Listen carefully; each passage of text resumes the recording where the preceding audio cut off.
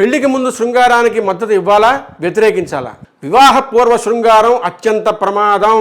ఎవరికి అంటే ఆడపిల్లకే, మగపిల్లవాడికి కాదు. ఎందుకో తెలుసా? వాడు ఒడ్డున పడిపోతాడు, వాడు వెళ్ళిపోతాడు, వాడి సొమ్మేం పోయింది. ఆడపిల్ల జీవితం అలా గట్టెక్కదు, అత్యంత ప్రమాదకరం. ఆమె అమాయకత్వం చేత ఆమె బలైపోకూడదని తండ్రి అన్నల యొక్క పర్యవేక్షణలో ఉంచుతారు. కన్యా చాపల్యము ప్రమాదం తీసుకురాకూడదు తప్ప ఆమె స్వాతంత్రాన్ని ఏదో తగ్గించేసేసి పాడు చేసేసి ఆమె చేతకాందాలుగా నిలబెట్టాలని కానే కాదు, ఆమెని రక్షించాలని, ఆమె ప్రయోజకురాలు కావాలని. ఒక్కసారి భర్త ఆధీనంలోకి వెళ్ళిపోయిన తర్వాత కన్నెత్తి చూసేవాడు ఉండడు. పెద్దలు అంగీకరించకుండా పురుషుణ్ణి చేపట్టడం ధర్మశాస్త్ర ఉల్లంఘనమే.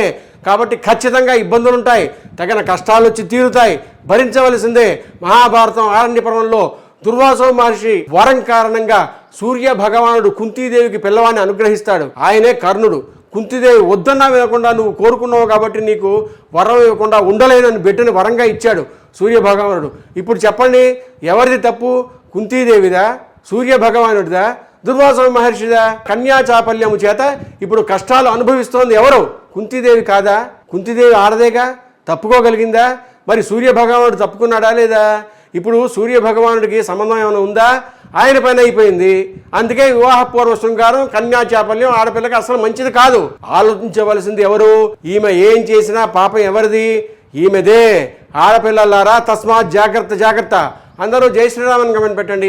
పెళ్లి సంబంధాల కోసం మా టెలిగ్రామ్ ఛానల్ మ్యాట్రిమోనీ ఇండియాలో జాయిన్ అవ్వండి.